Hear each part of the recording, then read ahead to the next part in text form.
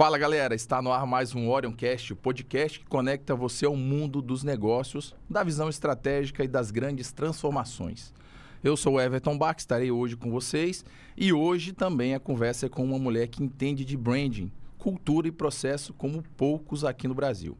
CEO da Meio de Comunicação, ela vem mostrando que comunicação não é sobre aparecer, é sobre ser relevante com consistência. Seja bem-vinda, minha amiga Ariane Pimentel. Muito obrigada. Prazer estar aqui com você. O prazer é meu. Obrigada. E antes de começar essa aula, que vai ser um bate-papo, deixa eu te perguntar uma coisa. Você quer vender mais? Quer prosperar o seu negócio? Construir autoridade no seu mercado e criar conexões de alto nível? Eu falo da Enjoy, que é a escola de negócios que você precisa conhecer, como grupos, eventos e imersões que desenvolve líderes, acelera estratégias e conecta empresários que realmente fazem acontecer. E mais, o nosso amigo e CEO da Enjoy, Wander Miranda, está dando um livro Máquina de Resultados totalmente gratuito. Só clicar no link aqui em cima e escanear o QR Code. E vamos lá, galera. Vamos começar aqui. Primeiramente, gostaria de perguntar para você, minha amiga Ariane, um pouquinho da sua trajetória e quem é você por trás da Meio de Comunicação e como que essa ideia sua virou uma estrutura tão sólida hoje, estratégica no mercado, principalmente aqui no mercado capixaba. Nossa. Primeiro, obrigada, pelo esse convite. É um prazer estar aqui, principalmente falando de um assunto que é polêmico. Eu falo que é polêmico porque as pessoas estão acostumadas a ver o marketing de uma forma muito rasa, E eu espero hoje a gente conseguir aprofundar um pouco mais, fazer um mergulho aí de uns 15 metros baixo aí, para ver se a gente consegue ampliar, a visão dos empresários a respeito disso. Mas vamos lá, quem é a Ariane? Eu falo que eu sou uma eterna inconformada. Talvez frustrada, essa seria a palavra com o mercado. Eu tenho uma visão do marketing que começou realmente quando eu entrei numa grande empresa aqui no Espírito Santo. A gente coordenava cerca de... Na época, eu estou falando de 2015, 2013, 2015, eram 12 anos atrás. 18 concessionárias Toyota eram. E era Espírito Santo, Minas e Rio. E era tudo muito sobre criatividade. A gente via que tinha muito pouco impacto no resultado realmente do cliente. A gente não falava a mesma língua. O empresário, a empresa, a gente como gestão de marketing tinha uma visão e a agência tinha outra. E aquilo me dava uma angústia muito grande. Eu falava assim, gente, se você tem uma agência que ela não entende do seu negócio, o que ela pode entregar para ele? Criatividade? Tá. E mais o quê? Como que ela sabe se ela está indo para o caminho certo ou errado? Então, eu sou uma pessoa extremamente inconformada. Eu sou uma pessoa que está sempre buscando algo a mais para entregar, porque o fato de você entender que marketing, que é o meu negócio, ele tem muito mais a entregar do que só números. Ele realmente participa do crescimento da empresa, do crescimento do negócio. Não deixa eu aceitar um mercado tão raso, tão superficial. E isso gera muita gente, muito empresário inconformado também. Estou jogando dinheiro fora. Isso não funciona para mim. Depende muito da pressa que esse empresário tem, né? Normalmente as pessoas têm uma visão diferente que realmente começou agora, o resultado tem que vir rápido, né? Pois é. É o imediatismo, na verdade, né? Muitas vezes. Essa é exatamente a Ariane por trás da mídia. A gente eu sempre comparo com academia. Eu falo assim, se você for malhar hoje, daqui a um mês você não vai ter o corpo sarado. Você não vai conseguir ter a sua barriga tanquinho com um mês. É a mesma coisa marketing. Marketing exige que você conheça o teu mercado, você conheça o teu cliente, o teu produto. Então, ele tem muito mais a ver com consistência e profundidade do que com número, com engajamento. Então, a Ariane, por trás da mente, ela é uma pessoa que está buscando na verdade, está buscando resgatar a origem desse marketing. Marketing é uma ferramenta de crescimento. Marketing é uma ferramenta de resultado financeiro. Marketing não é uma ferramenta de seguidor. E uma outra questão que eu sempre comento, eu faço terapia, acho que todo mundo deveria fazer terapia, mas... Eu também faço, fica tranquilo. Fazer terapia é importante. E eu tenho um problema que eu nunca tratei, que é uma necessidade enorme de agradar as pessoas, né? E aí, como que essa necessidade de agradar as pessoas me ajudou a crescer na empresa? Porque eu tenho tanta necessidade de agradar meu cliente que eu faço o que é preciso para ele crescer. E o que é preciso para ele crescer? Se eu te perguntar, Everton, o que você quer? Você quer seguidor ou você quer caixa? Excelente. Né? Muito boa colocação. Aproveitando um pouquinho do gancho que você está falando aí, falando um pouquinho da trajetória da Made, né? Você iniciou essa empresa, você iniciou lá em 2013, e quando você iniciou esse projeto hoje, Ariane, Made, e o que você viu no mercado que ninguém resolvia, que te motivou a criar um modelo diferente? Na verdade, a Made, ela tem 8 anos. A gente iniciou ela em 17. Em 2013, eu era gestora de marketing desse grupo. Eu trabalhava como empresa. Então, eu tenho hoje 21 anos de mercado. Eu comecei em 2004. Durante os 9 primeiros anos da minha carreira, eu era publicitária. Eu trabalhava em agência. Eu trabalhei nas maiores agências aqui do estado. Todos que você imaginar, eu já passei. Foram 9 anos trabalhando em agência. E aí, eu sentia que, quando chegava, eu era da área de criação. Então, quando chegava para mim assim, a marca X quer vender, a gente precisa fazer uma promoção de Natal para carro. E aí, mas o que é? O que tem? E não tinha, nunca tinha resposta. Era só assim, faça uma promoção de Natal, faça uma promoção Dia das Mães, aqui está a oferta. Quando eu saí, 2013 que eu saí, e eu comecei a entrar nas empresas, eu vi um outro lado. Eu entrei na empresa e aí eu comecei a ver que o que deixava os diretores inconformados a agência só traz coisa criativa. Eles não se preocupam com o resultado, eles não sabem nem como está o mercado. O mercado está caindo, eles estão me trazendo um orçamento de 20 mil para uma ação promocional. E eu falava, gente, esses dois não se conversam. Um não entende o que o outro precisa. Um está entregando criatividade, o outro quer resultado. E aí, nesse meio do caminho, eu falo que eu tive muita sorte, que eu cresci dentro de uma cultura Toyota, uma cultura japonesa, né? Melhoria contínua, qualidade e experiência. São os 3 pilares da Toyota. Então, quando a gente entrou nesse processo, a gente chegou a ter 6 agências. A gente tinha agência no Espírito Santo, no Rio e em Minas, e todas eram o mesmo problema. Nenhuma sabia do mercado. E aí, certa vez, a gente passando por um processo de trocar de agência, né? Nós fizemos uma concorrência e o diretor, ele propositalmente, ele deixava as agências apresentarem o projeto delas, aí no final ele perguntava assim, vamos falar sobre o mercado automobilístico, como é que tá? Ninguém sabia nada.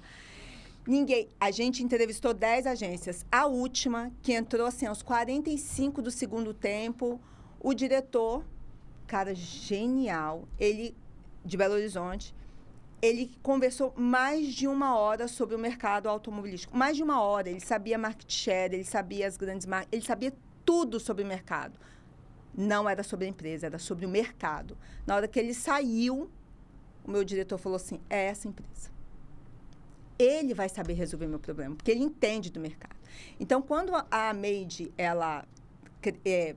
isso foi em 2015, quando foi em 2018, eu fui convidada a gente tinha, enquanto empresa, um projeto chamado Projeto Digital, que era o quê? A gente tinha que começar a vender carros e atrair clientes pelo digital. 2015... a gente já estava pensando no digital. Ninguém falava de digital ainda, a gente já estava olhando para isso. Tinha uma concessionária em São Paulo, uma concessionária Toyota em São Paulo, que já estava, e ela tinha um SDR, que tinha umas 20 pessoas lá captando gente pelo digital. Eles falaram assim, a gente está perdendo tempo, vamos começar com isso. Quando a gente começou a fazer esse projeto, não tinha ninguém que entendia, nem de mercado, nem de digital. Como que a gente faz isso?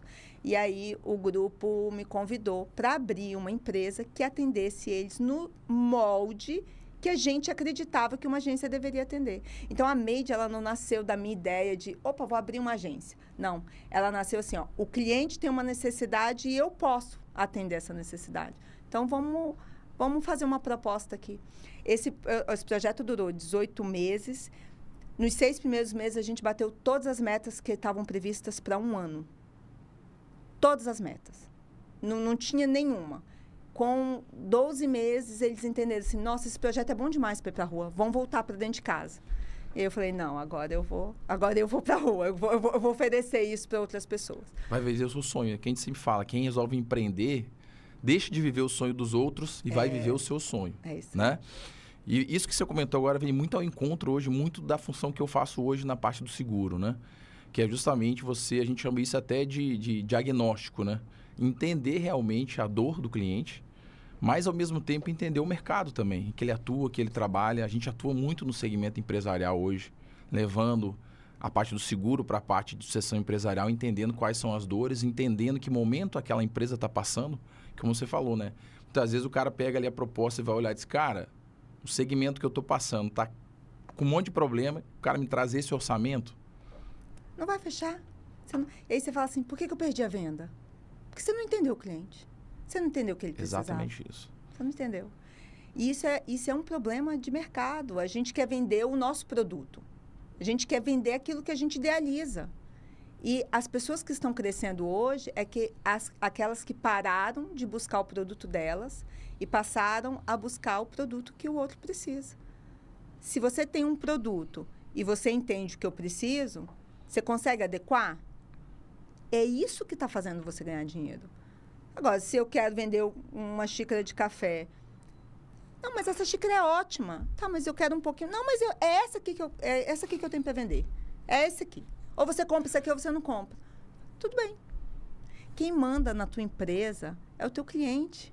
Ele bota e tira o dinheiro a hora que ele quer. É isso aí. Muito bem observado, né? Uma outra perguntinha aqui que eu acho interessante é que hoje, né, você tem hoje uma equipe, né? Qual que é o seu maior desafio hoje de liderar uma consultoria que não escala em volume mais, como você falou, agregar valor, escala em valor? Nossa, essa é uma pergunta, Everton, que eu me faço todos os dias. Porque parece contraintuitivo a gente falar de valor quando o mercado está falando de números. Preço, né? É a diferença de preço e valor. Exato. Então, está todo mundo olhando para número, está todo mundo olhando para seguidores, para engajamento, e eu estou olhando para um pequeno fator do que realmente vai causar impacto no negócio. Então, a maior dificuldade que a gente tem hoje é realmente de mostrar para esse cliente que não é o número que vai trazer o faturamento dele. O que vai trazer o faturamento dele é a gente entender do mercado, a gente entender do cliente e a gente trabalhar de uma forma muito mais profunda no negócio, muito mais, com muito mais estratégia. E aí eu tenho que lembrar disso todos os dias. Eu tenho que lembrar todos os dias dos clientes que eu não dupliquei o número de seguidores, eu dupliquei o faturamento. Eu tenho que lembrar todos os dias que eu recebi já cliente que falava assim, eu tenho 4 meses para conseguir dar resultado, senão eu vou fechar. E aí a gente consegue fazer ela não só ter resultado, quando ela aumentar o local dela, né? A gente tem um case maravilhoso que é de Jundiaí até, uma cliente na época. Ela me ligou e ela falou assim, Ariane, eu tenho 4 meses. Eu tenho 4 meses. Se em 4 meses não fizer diferença, eu vou fechar. Era um estúdio de dança. Ela falou assim, eu vou fechar. Então, é um negócio do cliente que está em jogo muitas vezes. É um negócio do cliente que está em jogo. E aí, a gente, quando deu 6 meses, ela já estava com rotatividade, estava crescendo, tendo mais alunas. Com 1 ano, ela alugou um espaço de dança no estúdio dela, 3 vezes maior. Então, assim, para mim, é isso que dá resultado. É você realmente trazer para o cliente o que ele precisa sustentar o negócio dele. E aí, se você for olhar no nível mais profundo, quantas pessoas essa empresária está empregando? Quanto dinheiro ela está fazendo circular naquela comunidade? Isso não tem número de seguidor que Você paga. está muitas vezes falando num sonho de uma pessoa. Exato. Né? Quem empreende, quem começou a empreender, quem veio do CLT, como eu falei, você tem um sonho de ter o seu negócio. Com né? certeza. Nós somos 90 milhões de empreendedores no Brasil hoje. No ano passado, foram 33% o número de novos empreendedores. Desses 90 milhões, 27 milhões são pequenos empresários. E você está falando com 27 milhões, e aí falando de pequenos empresários, que têm um sonho e uma coragem. Porque essas pessoas, às vezes, não têm dinheiro, às vezes elas não têm conhecimento, às vezes elas estão indo de peito aberto, assim, bora lá, vamos ver o que vai dar. E essas pessoas, quando dão 1 a 2 anos, elas falam assim, meu Deus, tudo que eu investi está aqui e eu estou prestes a perder. O Sebrae, ele tem um indicador que as empresas, mais de 50% das empresas fecham com menos... 95% das empresas fecham. Com menos de 5 anos. Então, você está pegando todo o seu dinheiro, seu investimento, seu patrimônio, aplicando num sonho. E aí, essa pessoa chega para você, Everton, e fala assim, eu tenho 4 meses. Você tem noção do que é isso? É muita responsa. Olha, às vezes, eu chego e falo assim, meu Deus, o que eu estou fazendo na minha vida? Eu não sei o que eu estou fazendo. Como você consegue enganjar a sua equipe para ter esse mesmo sentimento? Até fugindo uma pergunta no script, a gente... Teve uma vez que a gente estava tomando café e você, que eu lembro que você falou que estava muito enganjada dentro da sua equipe de trazer uma cultura muito forte disso. Que é aquela cultura que a gente sempre fala que é um senso de propriedade, senso de dono. De todo mundo da equipe ter esse mesmo senso de propriedade, o mesmo senso de dono, que no caso o dono mesmo tem, né? Sim. Qual é esse desafio para você? Você conseguir enganjar essa galera para ter esse mesmo sentimento de, cara, eu tenho que salvar esse cliente. Primeiro, você começa no recrutamento. Se você não contratar uma pessoa que tem um sonho grande, ela não vai conseguir sonhar grande para ninguém. Então, você precisa, no recrutar, essa pessoa precisa compartilhar de sonhos tão grandes quanto o seu. Ela precisa ser inconformada. Então, eu sempre busco pessoas que também estão se sentindo desvalorizadas. Elas estão olhando para o mercado e estão falando assim, eu sou um potencial que ninguém está vendo. Porque se você não traz... Eu sou uma inconformada. Cultura é sempre de cima para baixo. Cultura é de cima para baixo. A liderança pode ser horizontal, mas cultura é de cima para baixo. Se você não tem pessoas com a mesma cultura que você, que acreditam nas mesmas coisas que você, dificilmente elas vão seguir você. Então, o que eu trago hoje é pessoas inconformadas, pessoas que querem fazer mais, elas têm uma paixão dentro delas. Elas são apaixonadas, tanto quanto eu, pelo marketing é um trem difícil, um trem que dói, um trem que dá vontade de você... Eu falo todos os dias, eu falo com a minha equipe, todos os dias eu acordo pensando, meu Deus, eu vou fechar esse negócio, vou arrumar uma empresa, vou arrumar um CLT e vou ficar lá. Todos os dias eu penso nisso. Eu não penso não, tá? Não, eu penso. Sabe por quê? Minha vida ia ser mais fácil, era só fazer o meu e entregar. Agora... Mas eu te entendo, Quando eu ligo e a pessoa fala assim, Ariane, eu tenho 4 meses. E, às vezes, essa pessoa que tem 4 meses, ela não tem dinheiro. Ela não tem 4 meses e ela pode botar 5 mil em tráfego. Ela não pode fazer um evento. Ela já captou todos os recursos que ela tinha. Já tem. Já foi pro plano B, pelo C, pro D, para tudo. Exato. E aí, é uma cultura de novo. No meu primeiro estágio, eu trabalhava numa agência, ela ainda existe aqui no Espírito Santo, a gente atende o Shopping Vitória. E o meu diretor de criação, na época, ele está no Sul agora, Anderson Vaz. Eu lembro que eu recebi um briefing do Shopping Vitória, um briefing para uma campanha e tal, e eu perguntei assim, qual é a verba? E ele falou assim, R$0. Eu falei, R$0? Ele falou assim, Ariane, aprenda uma coisa. Você precisa ser criativa com R$0, porque ser criativa com 1 milhão é muito fácil. E isso eu levo para a vida. Então, todo mundo que entra na minha empresa, a minha equipe, nunca me perguntou qual é a verba de um cliente. eles precisam sempre olhar para o... Até porque se você entende o cliente, você não precisa perguntar a verba dele. Você sabe o que ele está passando. Então, se eu sei que esse cliente precisa de 4 meses para ele não fechar, eu sei o que ele está passando. Eu vou pedir verba para ele? Então, como que eu vou ser criativa dentro disso? Essa cultura, esse engajamento, outra coisa que a gente coloca muito, que eu falo assim, e isso é uma cultura da Made, eu falo, não é só o cliente que tem que crescer. A gente tem que crescer também. Então, eu falo assim, é muito bonito eu colocar lá um case onde minha cliente saiu 180... bateu 183% da meta de sonho dela. Meta sonho. Meta sonho, Everton, é aquela a metodologia cliente... que você usa muito, que você comentou uma vez comigo. Isso, eu pergunto assim, qual é o seu sonho? Qual é o seu sonho? Qual é o seu sonho? E aí, às vezes, esse sonho tem um número. Eu lembro que até você tinha postado alguns clientes que, quando você batia essa meta sonho, realmente você fazia um evento. Isso junto aí. com a equipe deles, com a sua equipe. Cara, muito legal. Gente, meta sonho, você tem que... Hoje eu ensino os clientes a comemorarem as pequenas vitórias. Imagina as grandes. Eu tinha uma cliente que ela batia uma meta, ela ia para a próxima. Um dia a gente sentou e eu falei assim, ela bateu uma meta e ela estava discutindo os próximos planejamentos dos próximos meses. Eu falei assim, a gente vai parar aqui agora. O que você vai fazer com seu marido? Ela, como assim? Eu falei, não, eu quero saber o que você vai fazer com esse dinheiro que você ganhou. Você vai para onde com ele? Onde você vai levar seu filho? Ela ficou meio, não, Ariane, não. Eu só vejo você trabalhar, você está trabalhando, suas pacientes estão ótimas, elas estão felizes, você está resgatando um monte de vida. Ela é uma médica. Uhum. E a sua vida. Então, é cultura isso. Da mesma forma que eu ensino a minha cliente, os meus clientes, que olha, que bacana, você está ganhando dinheiro, você está promovendo bem para os outros e para você, e para a sua equipe. Então, na Made também é assim, eu falo, qual que é o seu sonho? O que você quer fazer daqui a um ano? Eu quero comprar um MacBook. Eu falei, ótimo, nós vamos trabalhar para você comprar esse MacBook.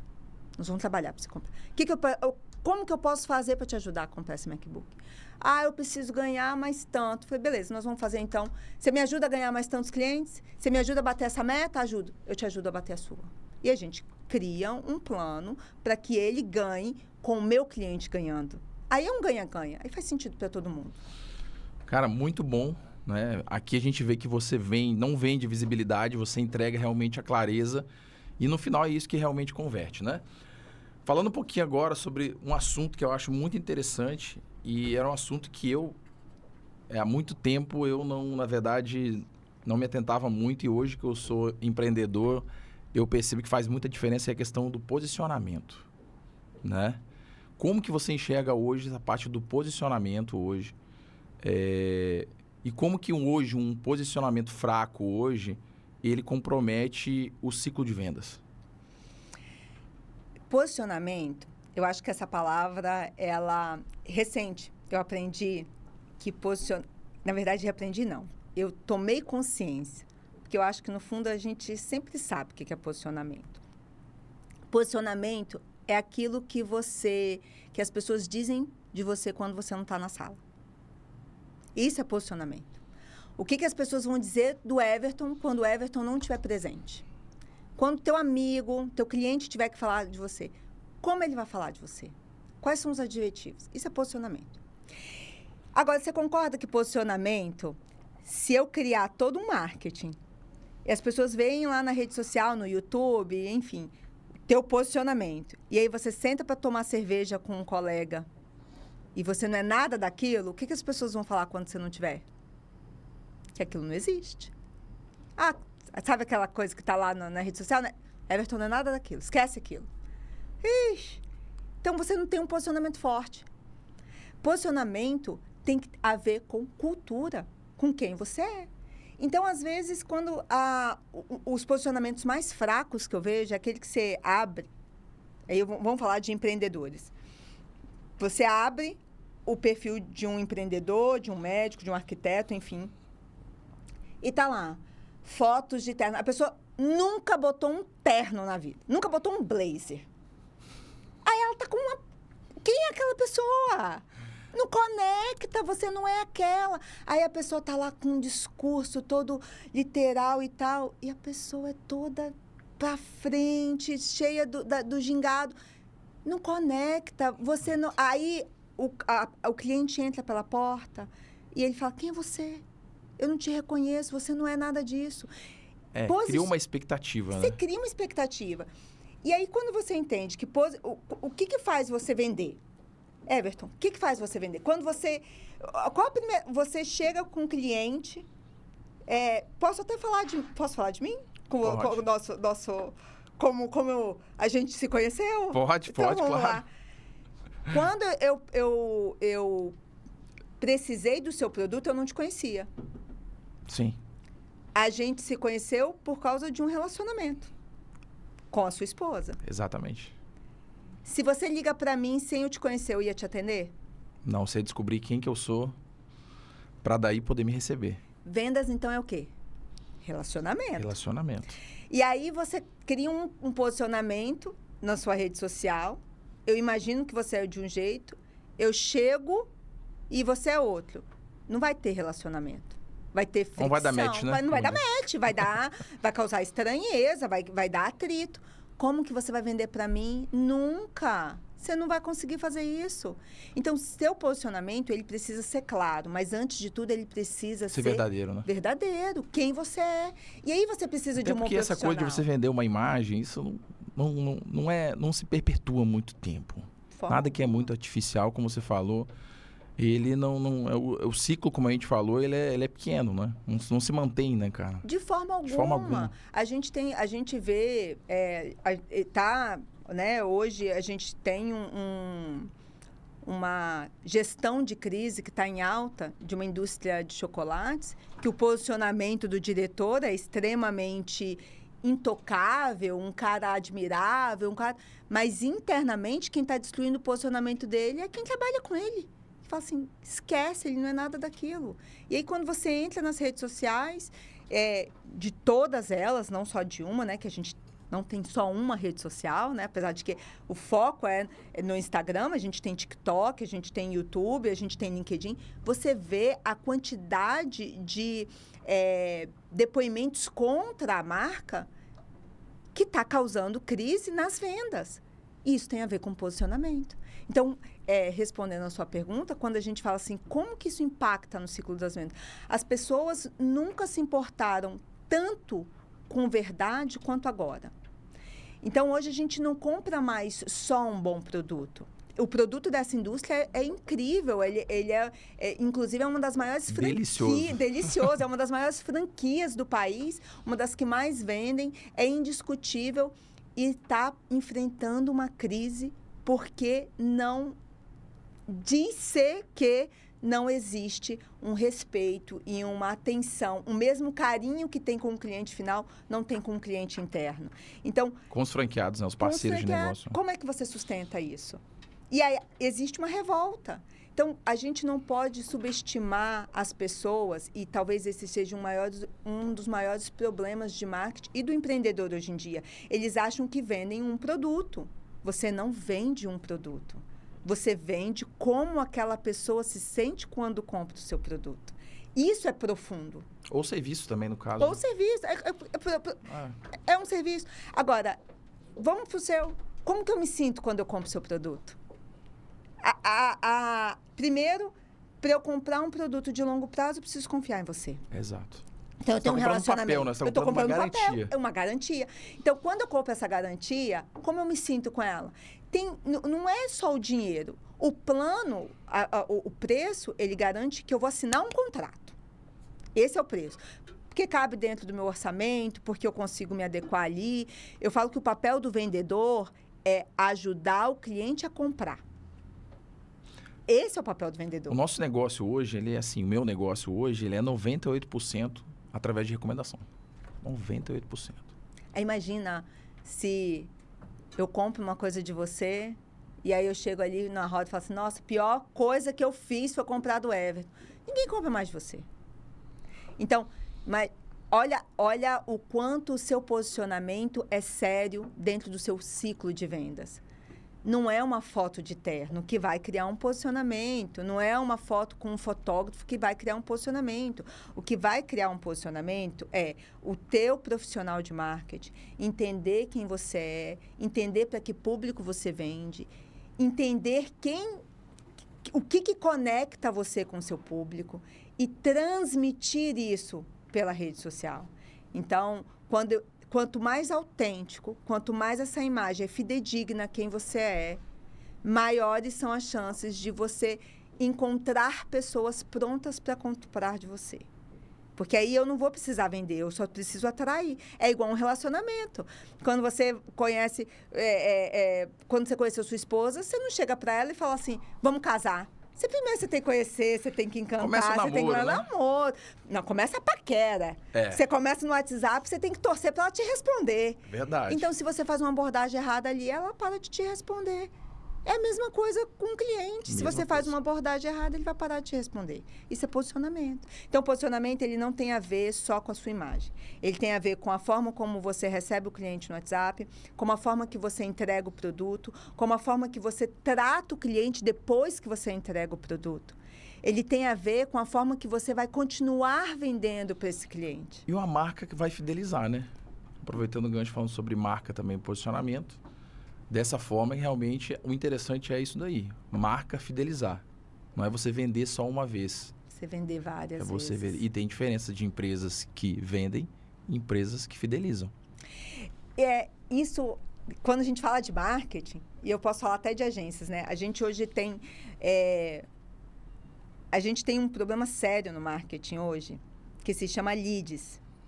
O lead não é o problema. O problema é como as pessoas vendem isso. Quando a gente fala de uma agência de publicidade, a gente... Gero tantos leads. Tantos leads. No Instagram, toda hora a gente vê. Exato. Né? Prometendo entregar todos os leads, né? Pensa que cada lead ali custa um dinheiro. Cada um ali custa um dinheiro. E aí você tem vários problemas dentro disso. Primeiro, você tem um problema de... Se você não fideliza o cliente, você está sempre investindo em captar novos clientes. As pessoas não fazem a conta de captar um cliente. Não é só vender para aquele cliente. Isso é um marketing, o custo de aquisição de cliente. Então, eu tenho que investir ali para trazer novos clientes. Tem que investir para trazer novos clientes. Tem que investir para trazer... É um ciclo que não acaba e que é custo. Esse empresário tem noção disso? Vamos voltar lá. Quem é um empresário? 27 milhões são pequenos. Esse empresário começou um negócio porque ele sonhava em ter... A gente tem um problema socioeconômico no país, né? As pessoas deixam de ser CLT e passam a ser empreendedores porque elas querem ter melhor qualidade de vida. Mas ninguém se ensina na escola, né? Ninguém te ensina na escola. E aí você entra na rede social e tem um monte de gente falando assim, tenha seguidores, invista em tráfego, você vai ficar rico. E aí a pessoa começa a botar dinheiro naquilo, começa a virar, ver que não chega, porque ela não entende.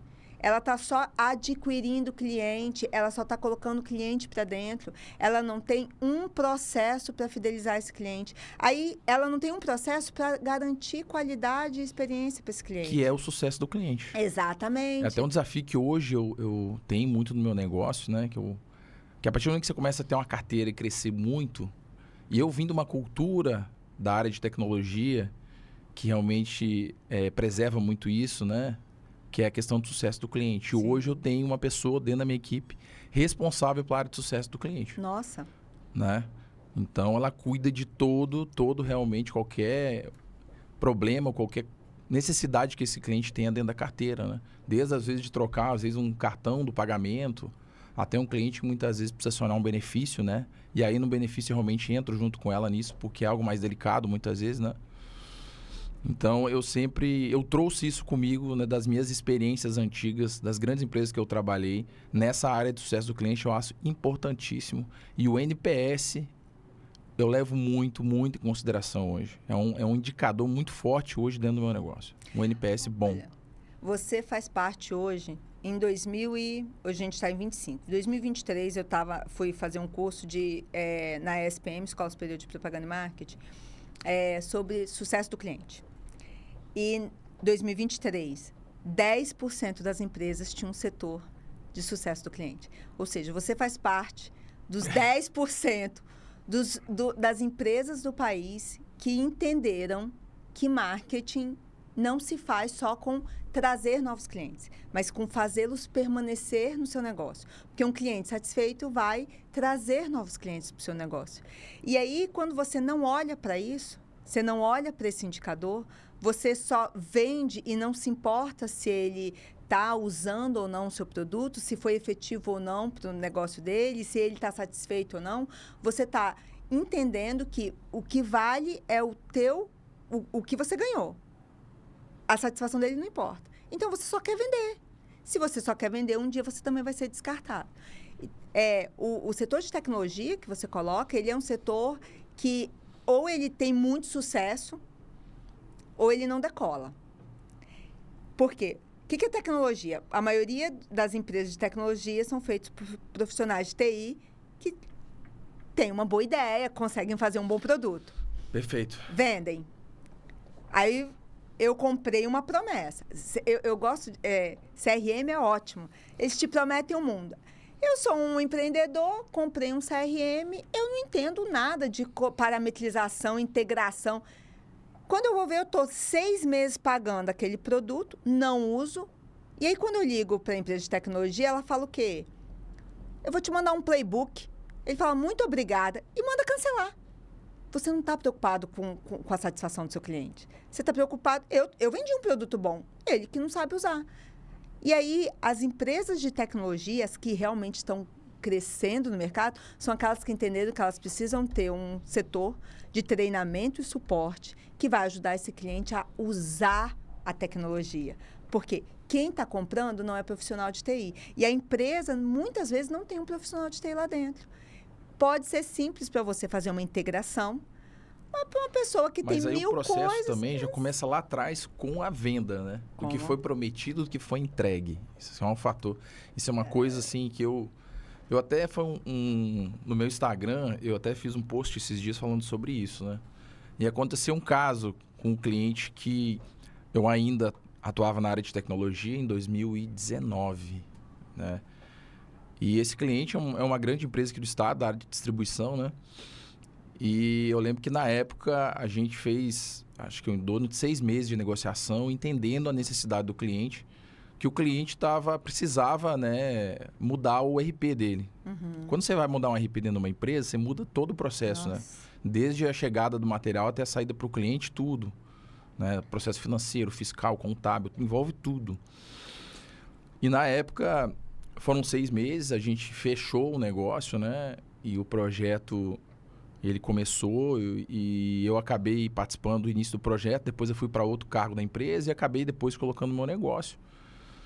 E depois de 6 anos praticamente, num evento que eu participei, aí foi até um evento aqui da Enjoy, eu encontrei um dos sócios da empresa que eu tinha, na época comercializado com ele lá, né? E a gente conversou e eu falei que estava em outra área e ele falou, Everton, vamos lá tomar um café para você conhecer, como é que ficou lá o sistema? Não, ficou bom e tal. E eu fui visitar ele, fiquei 3, 4 horas na empresa, tomei um café, ele me convidou para conhecer toda a operação. E aí eu perguntei para ele assim, valeu a pena? Cara, a gente sofreu, mas deu tudo certo. Quero te agradecer porque tudo que você falou que ia acontecer, tudo que você prometeu aqui pra gente foi entregue. E a gente aumentou o faturamento em praticamente, acho que 60%, ele falou. Nossa. Passando por uma pandemia. Então, eu saí de lá, assim, muito feliz, sabe? Porque tudo que eu prometi lá atrás foi cumprido, né? Mas E talvez se eu não tivesse cumprido, talvez nem sairia esse café. Pô, com certeza não. Então, assim, fiquei muito feliz, realmente, né? Pelo cliente demais, também pela empresa, né? Ter prometido também, a equipe entregou tudo aquilo, né? Mas fica uma lição. Eu acho que tudo que a gente faz tem que fazer com muito amor e tudo que você prometer tem que entregar. Alinhamento cultural. Se você tem um alinhamento, sai prometendo que pode, que não pode, porque você só está preocupado com a sua comissão, não está alinhado com as diretrizes da empresa do que é entregue, você tem uma ruptura de promessa. Então, quantas empresas falham não é no produto, é na venda. Por quê? Porque, às vezes, o consultor só está preocupado em vender. Ele não está preocupado se vai ser entregue, como vai. Botou a comissão dele no bolso, está ótimo para ele. Da mesma forma que já houve, você também tem o processo outros processos. A venda vai bem, o atendimento vai bem, a entrega vai bem, e aí o pós-venda não é feito. A pessoa tem um problema, ninguém atende, ninguém dá feedback, ninguém retorna.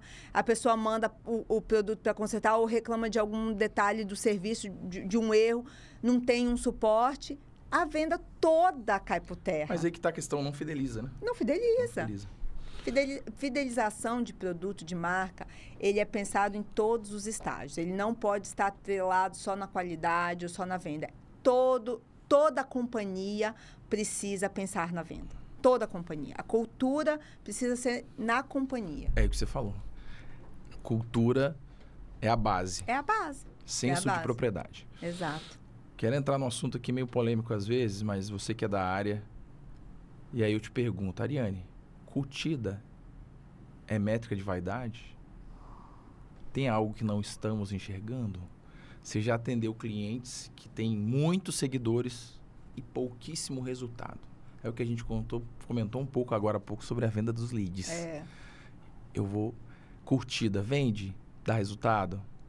Me conta um pouquinho sobre esses clientes que muitas vezes caem aí para você, que tem muito seguidor, pouco resultado. Olha, depende de quem pergunta. Curtida vende? Na verdade, curtida é métrica de vaidade? Depende de quem pergunta. Por quê? Pensa no influenciador. O influenciador, ele precisa influenciar o máximo número de pessoas, certo? O que determina o posicionamento dele e a qualidade da entrega dele é a quantidade de pessoas que ele consegue impactar. Você vai falar para um influenciador que curtida não vende? Claro que vende. Ele precisa desse indicador. Para ele não é métrica de vaidade. Agora, vamos pensar numa clínica. Vamos pensar numa clínica médica que atende lá em Jardim da Penha, num bairro, que ela tem capacidade de atender 8 pacientes por dia. Adianta ela ter 1 milhão de seguidores? Nem um pouco. Para ela é indiferente ter. Ela tem que estar pensando na qualidade desses seguidores. Ela tem que estar trazendo pessoas mais qualificadas. Até porque tem uma coisa que as pessoas não percebem, é que curtida pode gerar um número alto de solicitações de orçamento, pedido de atendimento, que vira um custo. Se eu só posso atender 8 por dia e eu tenho 60 leads para dar retorno, eu tenho um custo de pessoas atendendo para que a minha imagem não fique ruim por conta de uma demanda que eu não preciso. Isso se curtida der resultado. Vamos colocar essas pessoas que estão fanáticas por engajamento. Compra de seguidor, um monte de coisa. Eu não vou nem colocar compra de seguidor. Vamos falar de um Reels que viraliza. Você tem um ponto de... Você é você é um arquiteto que tem um escritório aqui. Arquiteto ainda pode fazer online, mas vamos supor, você é um arquiteto que tem um escritório, que você está preocupado com a venda de projetos. E aí, seu vídeo viraliza, você começa a receber mensagem de Manaus. Você começa a receber gente que só curtiu o seu vídeo, começou a te seguir, porque você tem um projeto bonito. Porque gostou da sua dancinha. Essa pessoa não vai comprar, essa pessoa não tem dinheiro para comprar. Às vezes, essa pessoa nem está no mesmo lugar onde você pode oferecer o produto. Ela só está ali porque achou legal o teu vídeo, porque gostou da imagem, porque achou bonito o teu discurso. Recente eu vi uma dona de uma marca de roupa, que ela falou assim, a pior coisa que aconteceu para mim foi viralizar. Porque eu viralizei um vídeo, começou a chegar um monte de gente que não tinha a ver com o meu negócio, que não gostou daquele vídeo, começou a me seguir, mas que não gostava do estilo de roupa que eu vendia. E aí, agora, eu tenho um problema com tráfego, porque meu algoritmo não entende mais para quem que ele especificou aquilo. Então, respondendo sua pergunta, depende da métrica de vaidade. Depende para quem que a gente está falando. Mas eu também já recebi não foi só um, tá? Hoje o cenário mais comum é você ver gente que tem ali 50 mil seguidores, 100 mil seguidores e está com caixa vazio. Não paga boleto, né? Não paga boleto. Visibilidade, não paga boleto. Nem um pouco. qual visibilidade você quer? Qual visibilidade você quer? Eu tenho um cliente que começou com a gente em 2020. Ele tinha 500 e poucos seguidores. Ele tinha uma meta muito clara. Ele falou assim, eu preciso ser reconhecido neste segmento. Um nicho muito específico, muito específico. Eu preciso ser reconhecido nesse segmento. Tem autoridade para isso. Ele falou assim, eu preciso que as pessoas vejam isso, porque eu vivo de indicação. Então, quando eu for reconhecido nesse segmento, eu vou receber mais indicações, eu vou começar a fechar mais negócios. Bom, a gente trabalhou quase um ano com ele, a gente está ainda com ele, ainda é nosso cliente, mas quase um ano com ele, fortalecendo a imagem dele, a autoridade, fazendo collabs com outros profissionais, de segmentos afins, para que ele alcançasse uma voz maior. E nesse evento que a gente faz para premiar esses clientes, a gente chegou a conversar com ele e ele estava falando, hoje ele não só dá palestra no segmento nacional, ele faz workshops nacional, ele tem uma quantidade... a agenda dele é lotada, você não consegue ter rápido acesso a ele. Ele tem 5 mil seguidores. Da mesma forma que a gente tem gente com 200 mil seguidores que não está fazendo uma venda, a gente tem gente com 5 mil seguidores que não tem agenda. Para quem que eu estou falando? Para quem eu estou comunicando. Para quem que eu estou comunicando? Que eu estou conectando. Eu acho que esse é o principal, né? Exatamente. É o que você falou lá no início. Muitas vezes não tá quem que você é na rede social. Exato. Né? Se você é aquela pessoa mesmo que está ali? Você está vendendo o que as pessoas precisam? Na hora que a pessoa senta com você, ela te enxerga aquela pessoa que ela viu na fotinha do Instagram, com aquele posicionamento, você está vendendo o seu posicionamento?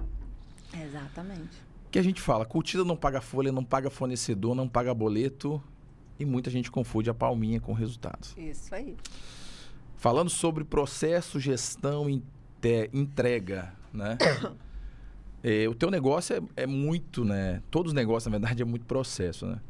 Mas assim, questão de entrega de valor para o cliente hoje. Como você explica o papel hoje, do teu processo interno hoje, da entrega do valor para o seu cliente? Olha, hoje eu não tenho esse problema, porque é engraçado isso. A gente tem uma taxa de conversão hoje na Made eu até estava falando ontem da mentoria, de 42%. Essa é a minha taxa de conversão, 42%. É uma taxa altíssima. E quem não fecha comigo, geralmente, não é porque não quer. É porque o orçamento talvez não pode. É porque não quer, porque não pode. Não pode. Ou não é momento, muitas vezes. Eu tenho muito isso no meu negócio, às vezes, né? E tá tudo bem. A gente constrói um posicionamento hoje muito claro. Então, o cliente, quando ele chega para mim, ele verbaliza e é quase sempre a mesma coisa. Ariane, eu já passei por um monte de agências. E assim, eu já entendi que esse negócio de curtir de seguidor não paga boleto. Eu preciso de uma coisa diferente e eu acho que vocês são diferentes. Então, hoje a gente conseguiu construir um posicionamento que quando essa pessoa chega até a página da Made, ela, ou das duas uma, ou ela bate e vai embora, porque ela ainda não conseguiu... Eu não falo para qualquer pessoa. A nossa conversa, ela é uma conversa que quem está naquele estágio do negócio vai conseguir se conectar. Então, eu não tenho tempo para ficar criando conteúdo e, para ser sincera, eu não tenho nem saco para ficar criando conteúdo. Eu gosto de falar sobre aquilo que realmente faz sentido para o cliente. Então, eu falo do meio do funil para o fundo do funil. Eu falo para quem já tem um nível de maturidade e consciência dentro daquele problema. E sabe o que quer, né? Eu sei que não adianta eu ter um monte de seguidor, para que eu vou perder meu posicionamento? Para que eu vou perder tempo com isso? Então, hoje, quando eu chego, eu falo assim, eu tenho as épocas de campanha. Hoje eu tenho campanha. Quando eu estou em campanha, que eu falo, eu começo a ser mais ativa falando mais de problemas. Então, eu tenho ali uma média de 3, 4 solicitações de orçamento, até porque eu tenho um teto, eu não vendo escala, eu não faço, né? Eu não escalono meu negócio tem um teto. E aí, quando eu estou chegando nesse teto, estou convertendo, parei, fechei a agenda, eu só mantenho. Eu paro de ser tão persuasiva. E aí, automaticamente, o número de orçamento, a chegada de demanda de orçamento, ela cai.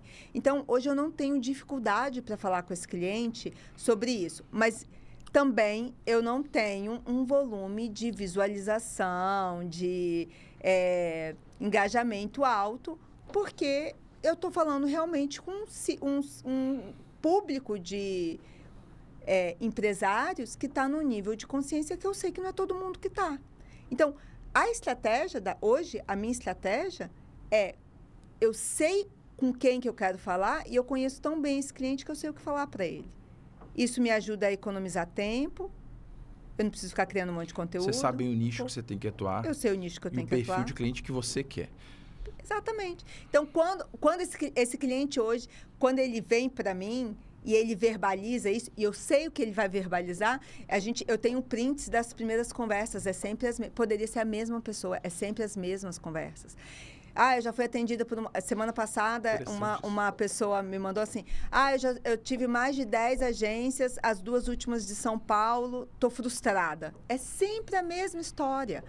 E então, é o que eu vendo para o meu cliente.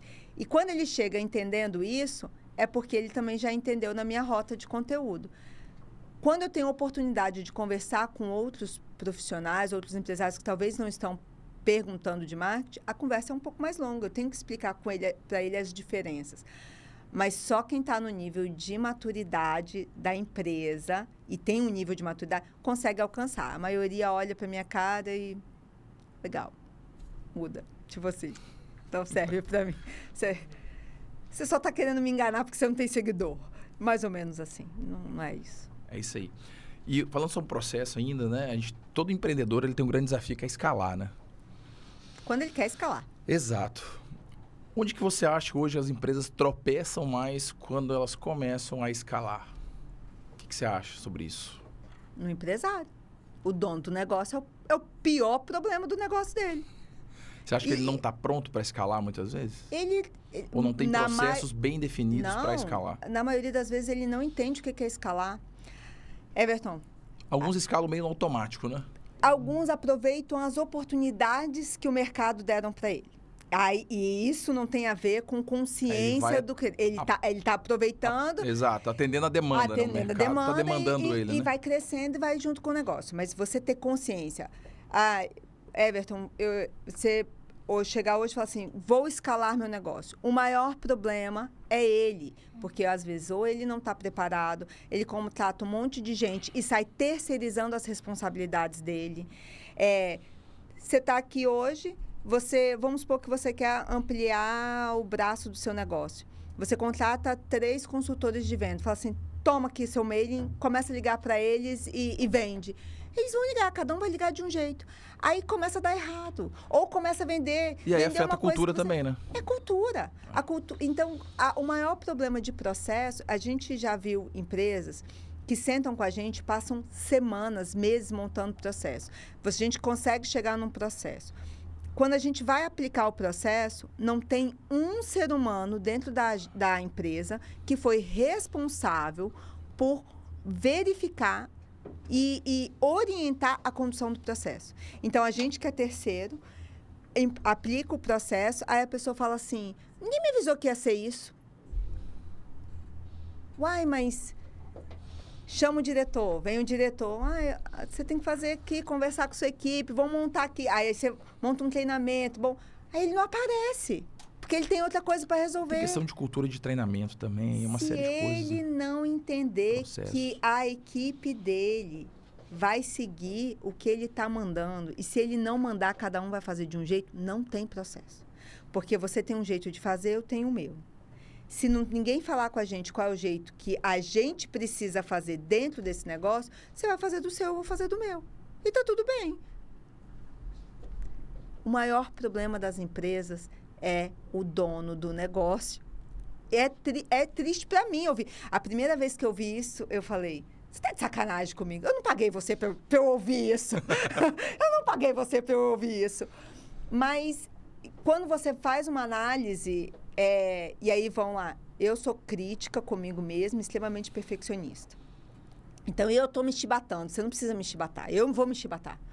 Então, quando alguém fala comigo sobre isso, eu falo, gente, realmente, se eu estou errando, aonde tem? Tem uma frase que eu uso muito com os meus clientes, que eu falo assim, se chicoteia um pouquinho, para de passar tanta mão em você, se chicoteia um pouquinho. Porque assim, sua agenda vai ser sempre apertada, mas se você não tirar um tempo para conversar com o seu gerente de vendas, pô, como é que você vai motivar ele? Tira um tempo, ele é importante para o seu negócio. Se você não tirar um tempo para olhar ali a área de logística, como é que você quer que aquela pessoa te respeite? Vai lá, dá um tapinha nas costas dela, conversa, senta ali um pouquinho, passa. Então, na Toyota, de vez em sempre, a gente estava sempre recebendo diretoria da Toyota, não só local, mas nacional.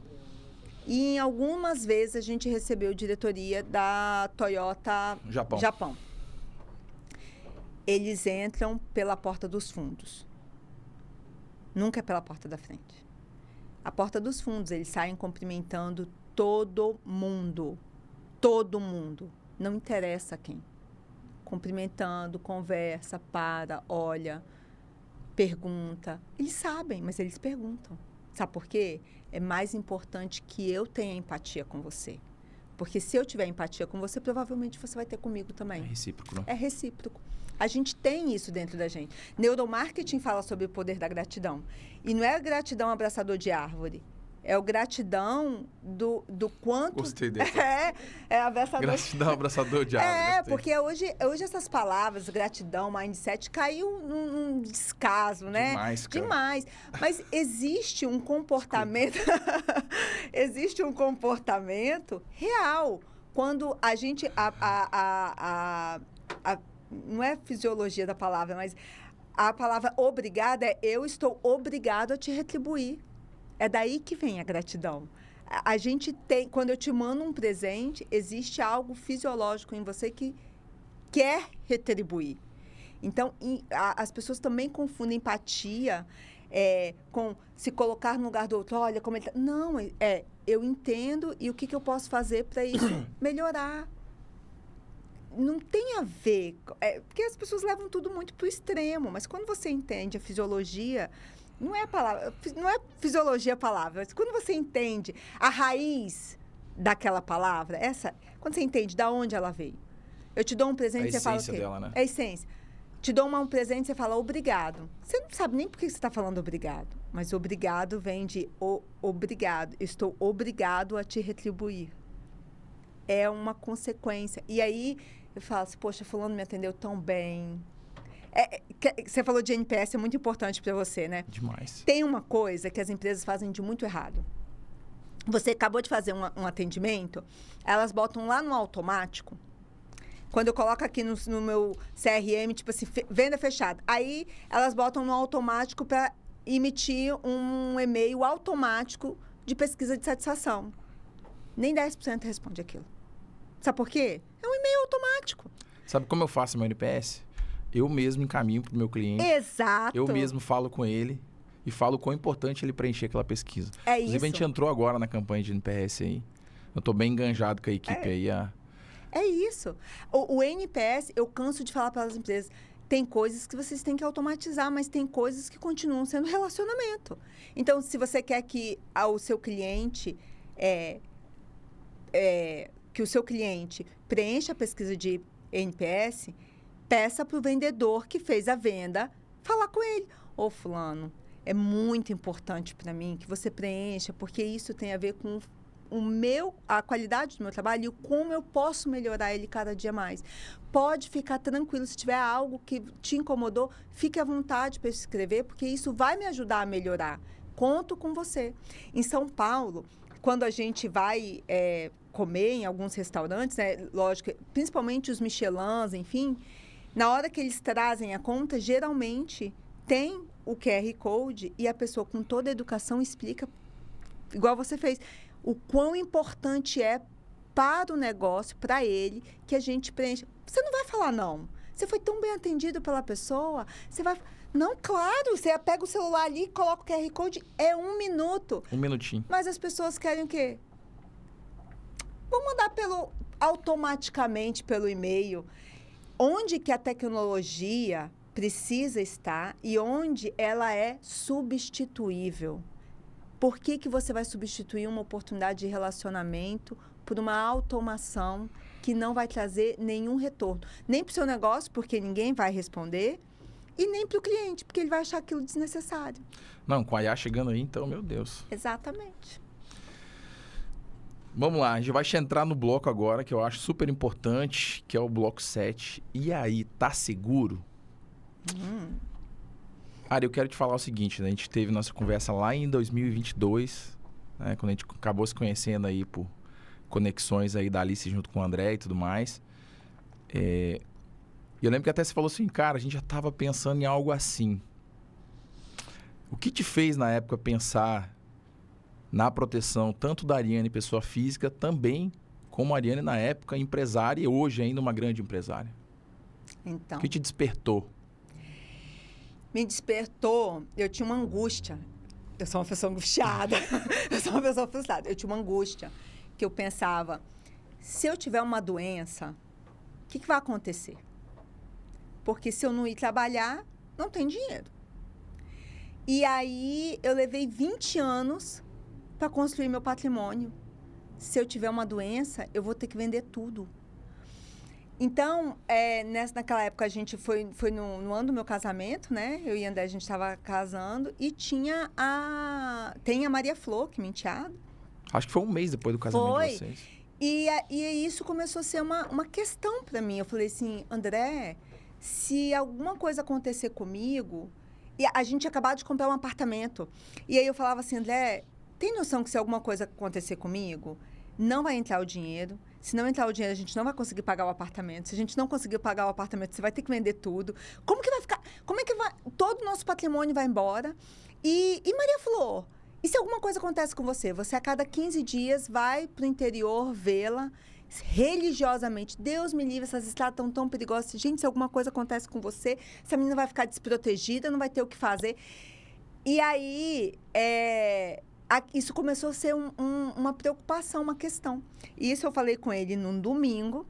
Eu estava conversando, eu lembro onde eu estava. A gente estava na cozinha, eu estava colocando uma roupa para lavar.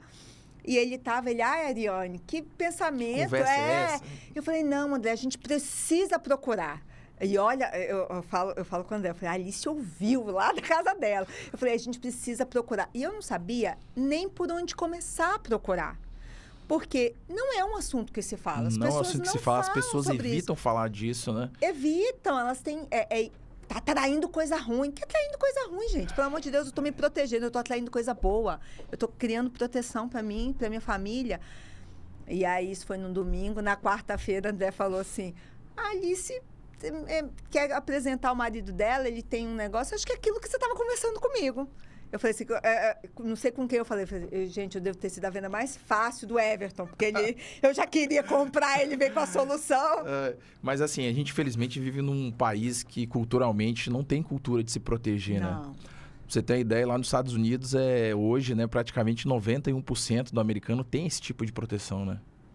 O Japão é 97%, o negócio. E você falando agora sobre cultura japonesa, né? É isso. Mas... Eles têm uma cultura muito forte. No Brasil, pra você ter ideia, hoje as pessoas protegem mais o carro do que a vida. Exato. Ninguém sai da concessionária sem seguro de carro, né? Não. Ninguém sai da concessionária sem seguro de carro. Mas ninguém pensa no impacto que é se tiver um acidente, o carro está segurado. E você? Para onde você vai? Elas confiam no plano de saúde. No Brasil existe uma cultura que plano de saúde resolve tudo.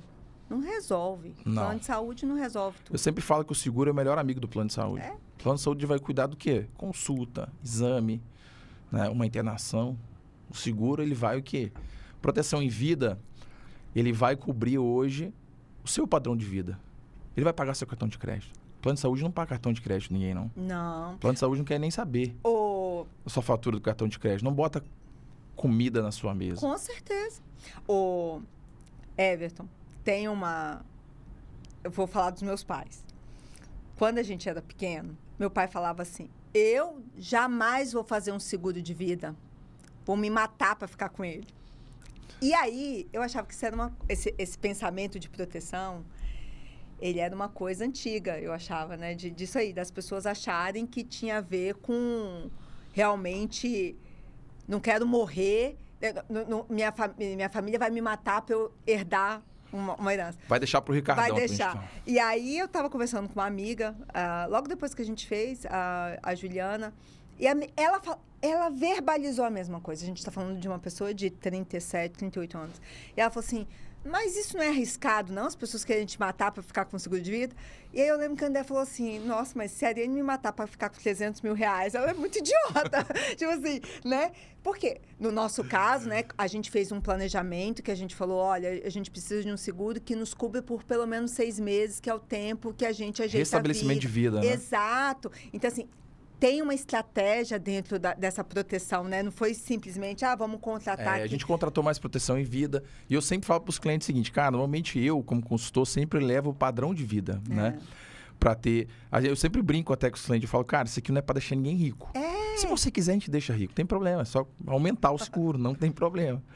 Mas assim, o produto ele é voltado para cada uma que tem realmente, né, a sua necessidade, né? Sim. Isso é uma coisa que eu sempre gosto de trabalhar, que até a gente comentou aqui no início sobre diagnóstico e tudo mais. É personalizado. A tua necessidade é diferente de outra pessoa, dessa sua amiga, enfim, eu tenho minha necessidade diferente da sua, então cada um tem o seu padrão de vida e sabe o que quer, né? Então é algo realmente personalizado. Nosso produto não é de prateleira. É igual um banco que o cara tá te ligando no final do mês ali para falar o seguinte, cara, dá uma força aí, faz uma capitalização, faz um seguro. Não pergunta nada, preenche, debita da sua conta. Enfim, nosso trabalho é realmente personalizado. Queria que você deixasse um recadinho aí, falando sobre principalmente mulheres empreendedoras, né? O que você falaria para uma mulher que é empreendedora, base da sua casa, da sua empresa e da sua família, mas ainda não se protegeu, não fez? Nossa, faça. Liga pro Everton. Boa, gostei, adorei essa. Eu acho que quando você, não sei qual que é o seu perfil de público, mas eu vejo que a mulher se preocupa mais com isso.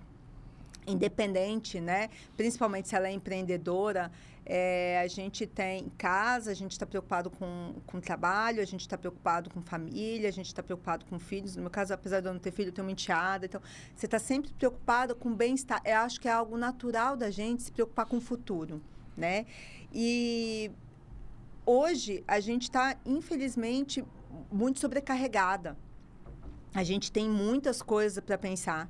Se você tiver uma segurança, que no meu caso foi isso, eu queria só poder ter certeza, isso, eu queria ter certeza que se algo me acontecesse, meu marido não ia ficar desamparado, minha enteada não ia ficar desamparada.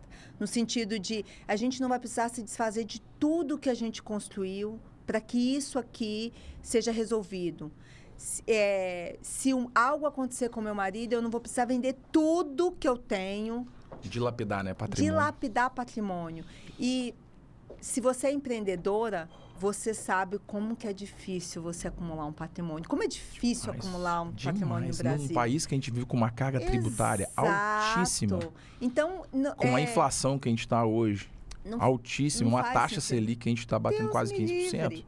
Não tem como você pensar hoje... Qualquer tipo de financiamento hoje está praticamente inviável, infelizmente. Não faz sentido, né? Não faz sentido. É difícil construir. É difícil construir. E aí, imagina você perder porque você não tem uma parcela ali de 200, 300 reais no mês. É isso aí. É o que eu sempre falo. Muitas vezes, comendo uma pizza aí, você gasta isso no final de semana. Exato. Então, você está deixando de proteger algo que vai te dar tranquilidade por conta de quê? De quê? Se você for racional, não tem justificativo para você não fazer isso. Faz todo sentido. Vamos chegar no finalzinho aqui e eu quero que você... A gente falou um pouquinho, muito dessa trajetória aqui, né? Falando sobre hoje, tudo que você viveu, o que você diria para aquela Ariane lá de 2003, começando na área de marketing, começando carreira profissional? Continua. Eu acho que uma das coisas que eu fiz mais certo da minha vida foi ser uma profissional generalista, ser inconformada. Eu nunca aceitei que aquela resposta era certa. Então, eu já fiz curso de gestão de projetos, de antropologia, de psicologia do consumo, de contabilidade. Eu já fiz curso de gestão de branding, de marketing, publicidade, mas já fiz de arte. Se você entende, se você não se conforma, se você acredita que você já sabe tudo, você nunca vai ser melhor. Então, a Ariane de 2003, ela tinha uma profunda vontade de entender o porquê. Por que não tem mais coisa nesse briefing? Por que eu tenho que fazer só isso? Por que é só isso? Era muito porquê. Tem uma cultura, eu não vou lembrar da onde eu estava ouvindo esse podcast ontem, inclusive.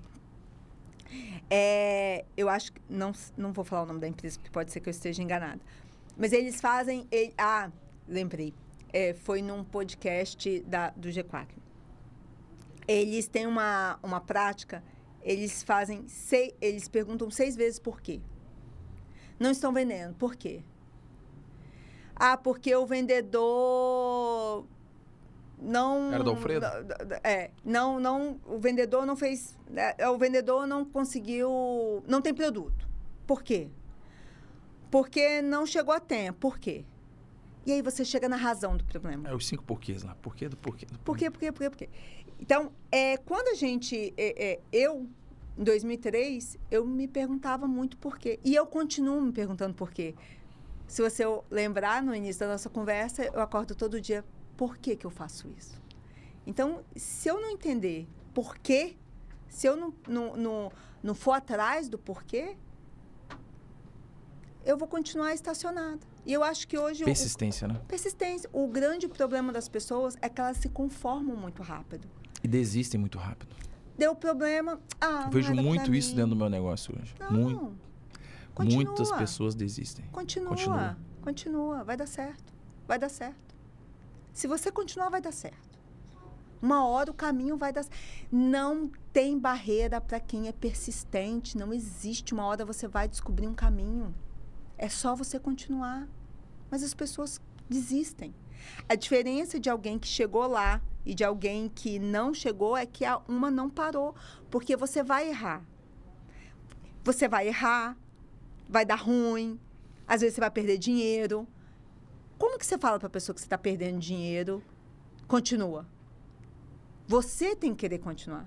Porque, imagina, somos empreendedores. Tem meses que a gente bate meta, mas tem meses que é doído. O começo desse ano foi difícil. Continua, Everton. No início do ano passado, foi muito, mas muito difícil. Janeiro e fevereiro foi muito difícil. E eu lembro de um dia, eu estava em casa, eu falei assim, André, falei com meu marido, não sei se a Meide vai para frente. Ele olhou para mim e falou assim, Ariane, mercado é como?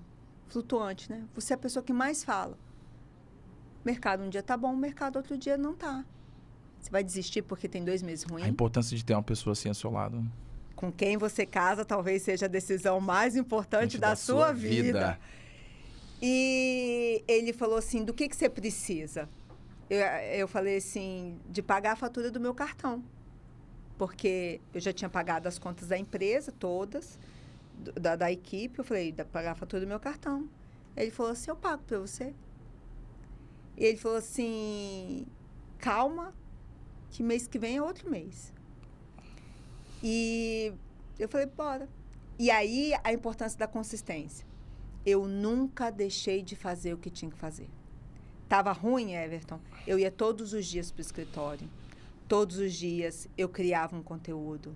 Todos os dias eu mantinha a minha estratégia. Eu não falho com a minha estratégia. A minha estratégia não é fazer vídeo, a minha estratégia não é fazer dancinha, não é viralizar. A minha estratégia é onde eu tenho que estar. E aí eu tenho que estar no Enjoy? Então eu preciso estar no Enjoy. É lá que os empresários estão? Como que eu faço para chegar lá? Para quem que eu ligo para chegar lá? E aí, quando foi em final de março, eu recebi 3 solicitações de orçamento, eu fechei as 3. E aí, quando foi em abril... Papai do céu, não falha. Não falha. E aí, quando foi em abril, eu fechei uma. E em maio, eu fechei que virou a empresa de novo. E aí, seguimos. Então, assim, vai doer. Ser empresário no Brasil dói, cara. Dói. Caramba, a gente dói. vai chorar, vai doer. Às vezes, você não vai ver sentido. Mas continua que vai dar certo. Ariane, sensacional, cara, esse bate-papo. Obrigado por entregar tanto em tão pouco tempo, né? A gente precisaria de mais tempo aqui. Você tem um brilho no olhar. Você fala do seu negócio, seu olho brilha demais. Poucos empresários eu vejo isso.